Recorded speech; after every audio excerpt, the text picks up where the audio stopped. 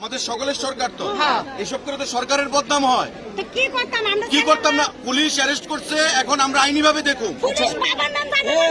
না না, এসব তর্ক করবেন না, বিনা কারণে না, যেটাই কারণে পুলিশ এখন তদন্তক্রমে বাইরিব। পুলিশ পুলিশের ডিউটি করছে। দেশে তো আইন কানুন ব্যবস্থাও তো একটা আছে, সরকারটা তো প্রত্যেকের, সরকারটাকে তো বাঁচাইতে হইব। মুখ্যমন্ত্রী প্রশাসন এটা কালিমালিপ্ত করা যেত না। হাজার হাজার গাড়ি আটকে গেছে, স্কুল স্টুডেন্ট, পেশেন্ট, কর্মচারী, তারা অফিসে যাইতে পারতেছে না। কোনো কথা না দিদি, দিদি আমি কইতেছি, এটা এখানে আমি আইছি, আপনার রাস্তা রাখতে হইব। এসপি আইছে, কোনো বিশৃঙ্খলা যেন না হয়। আন্দোলন করছেন, আপনারা তো বিরোধী দল করেন না, তাইলে বিরোধী দলের আন্দোলন এমন হয়। ধর্ম, বর্ণ, সমস্ত কিছুর ভিত্তিতে দেশ চলে না। আমাদের শুনেন, যেটা হয়েছে আইনি ভাবে আমরা দেখব, পুলিশ পুলিশের কাজ করছে, আমরা এখন বাকিটা দেখব। তার যাতে কোনো অসুবিধা না হয় এটা আমরা দেখব।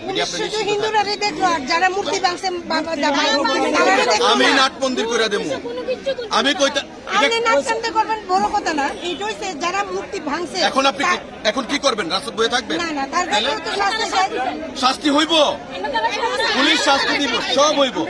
দেখেন দেখেন, আপনাদের এই বাঁচাইতে, আপনাদের, আরে দিদি কথা শুনেন না, আপনাদের এই বাঁচাইতে সেদিন রাত্রে আমিও তো বদনাম হয়েছি, কিন্তু আমি তো ওটা কেয়ার করছি না। আমি জানি এটা হুমু, তারপর আমি আইছি, আপনাদের লেগে আইছি তো। সুতরাং এখানে আর কোনো সিল করেন না প্লিজ। এটা আমি দেখতেছি তো, আইনি ভাবে দেখুন প্লিজ। এখানে আর কোনো ইয়ে করবেন না প্লিজ।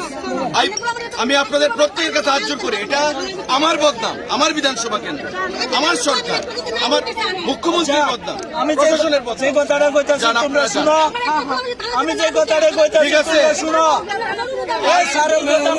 আপনারা কি বয়ে থাকবেন? কথা মানো, সারের কথা না মানলে তো না।